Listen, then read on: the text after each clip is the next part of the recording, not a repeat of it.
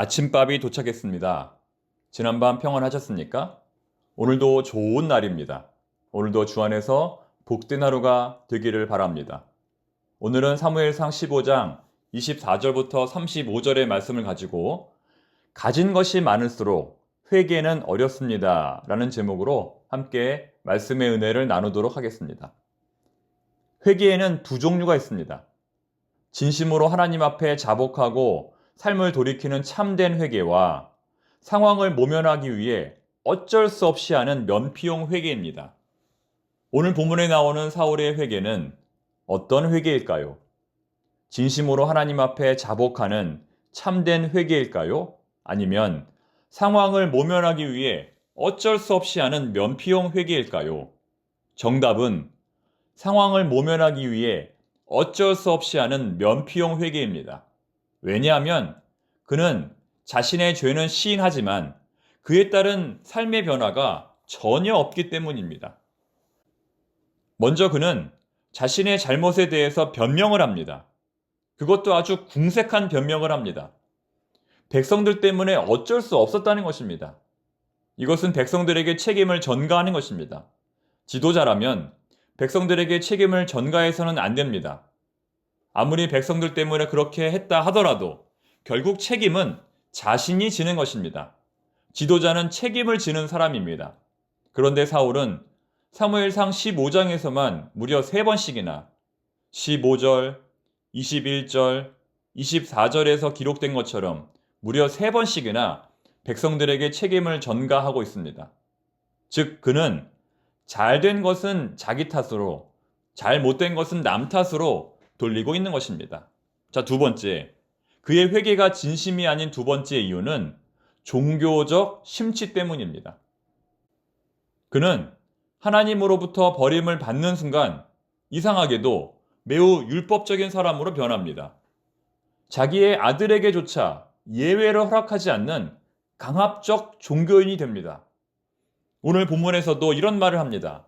30절인데요. 내가 범죄하였을지라도 이제 청하옵나니 내 백성의 장로들 앞과 이스라엘 앞에서 나를 높이사 나와 함께 돌아가서 내가 당신의 하나님 여호와께 경배하게 하소서 하더라. 이에 사무엘이 돌이켜 사울을 따라가매 사울이 여호와께 경배하니라. 여기서 사울이 하나님께 드리는 예배는 참된 예배가 아닙니다. 왜냐하면 사울은 자신이 하나님 앞에 버림을 받았을지라도 괜찮으니 그저 사람들 앞에서만 자신의 체면을 세워달라고 요구하고 있기 때문입니다. 지금의 예배는 하나님께 드리는 예배가 아니라 자신의 체면을 살리는 예배인 것입니다. 다시 말해 그는 눈에 보이지 않는 자신과 하나님과의 관계는 어떻게 되어도 상관없다고 말하는 것입니다.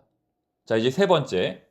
그의 회개가 진심이 아닌 이유는 행동의 변화가 없기 때문입니다. 그는 끝까지 아각을 처형하지 않습니다.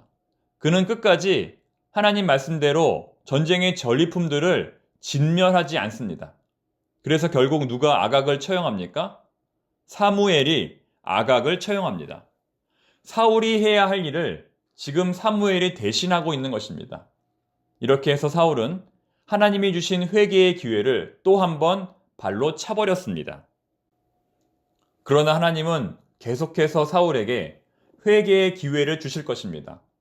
물론 하나님께서 사무엘을 통해 사울의 멸망은 이미 결정된 것이라고 말씀하셨지만 그것은 어디까지나 사울의 회개를 원하시는 하나님의 마음이 표현된 것입니다. 우리 하나님은 끊임없이 회개의 기회를 주시는 분입니다. 그런데 문제는 그 회개의 기회를 받아들이지 않는 우리 인간들입니다. 하나님은 끊임없이 기회를 주시지만 사울은 전혀 그 기회를 받아들이지 않습니다. 오히려 더 강경하게 하나님을 배척합니다. 오히려 더 강경하게 하나님을 밀어냅니다. 왜 그럴까요? 그 이유가 중요합니다.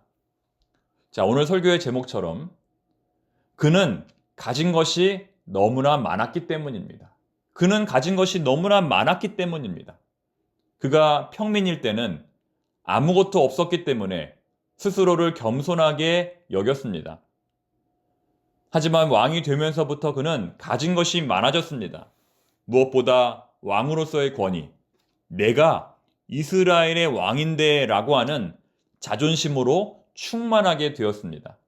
즉, 회개하려면 다 내려놓아야 하는데, 이제는 내려놓을 것이 너무나 많아진 것입니다. 이제는 버릴 것이 너무나 많아진 것입니다. 그래서 인간적으로 높아지면 높아질수록 회개가 어렵습니다. 인간적으로 가진 것이 많아지면 많아질수록 회개가 어렵습니다. 왜냐하면 버릴 것이 많기 때문입니다. 100만 원 있는 사람보다 1000만 원 있는 사람이 회개가 어렵고 회사 직원보다 회사 사장님이 회개가 어려운 것입니다. 인간이라는 존재는 이처럼 많이 가지면 가질수록 또 높아지면 높아질수록 스스로 하나님이 되려는 교만한 성향이 있습니다. 더 독단적이 되고 더 외골수가 되고 더 고집불통이 되는 것입니다. 아무리 주변에서 말을 해도 듣지를 않습니다. 그저 자기가 보고 싶은 것만 보고 자기가 듣고 싶은 것만 듣습니다. 여러분, 외람된 말씀이지만 그렇게 볼 때 지금 우리 교회에서 가장 회개하기 어려운 사람이 누구일까요? 가장 경고가 필요한 사람이 누구일까요? 바로 신영선 목사입니다. 반면에 우리 교회에서 가장 회개하기 쉬운 사람이 누구일까요? 지난주에 등록하신 새 가족입니다. 이제 교회를 처음 나오신 분입니다. 이런 분들은 잃을 것이 없습니다. 여러분, 저는 정말 이 사무엘상의 말씀이 저를 위한 말씀이 아닌가 생각됩니다. 사울의 언행 하나하나가 저에게 큰 교훈이 됩니다. 저에게 가르침이 됩니다. 들어야 할 말을 듣지 못하고 보아야 할 것을 보지 못하고 깨달아야 할 것을 깨닫지 못하는 사울의 모습이 바로 저의 모습임을 발견하게 됩니다. 제일 말 안 듣고 제일 고집 세고 제일 자기 마음대로 할 가능성이 높은 사람이 저라는 사실을 하나님께서 깨닫게 하셨습니다. 사랑하는 성도 여러분, 그렇게 되지 않도록 저를 위하여 기도해 주시기 바랍니다. 하나님께서 이 부족한 종에게 들을 수 있는 귀와 볼 수 있는 눈과 깨달을 수 있는 마음 주시기를 기도해 주시기 바랍니다. 다윗이 왜 위대한 사람일까요? 다 내려놓았기 때문입니다. 여러분, 그가 어떻게 왕이 되었습니까? 그가 어떻게 왕이 되었습니까? 그런데 그는 그럼에도 불구하고 하나님 앞에서 다 내려놓았던 것입니다. 회개는 다 내려놓는 것입니다. 그것이 무엇이든 왕의 권세이든 대통령의 권세이든 사장님의 권세이든 다 내려놓는 것입니다. 다 내려놓고 처음부터 다시 시작하면 소망이 있습니다. 갈 길이 보입니다. 살 길이 열립니다. 하나님께서 반드시 인도하십니다. 그러나 내려놓지 못하면 계속 붙들고 있으면 사울처럼 됩니다. 멸망의 길을 가게 됩니다. 이제라도 다 내려놓을 수 있는 우리 모두가 되기를 바랍니다. 기도하겠습니다. 하나님 아버지, 저희들에게 내려놓을 수 있는 믿음을 주시옵소서. 하나님 아버지, 저희들에게 다시 시작할 수 있는 용기를 허락하여 주시옵소서. 눈에 보이는 사람과의 관계보다 눈에 보이지 않는 하나님과의 관계가 100배, 1000배 더 중요함을 깨닫게 하여 주시옵소서. 예수님의 이름으로 기도드립니다. 아멘.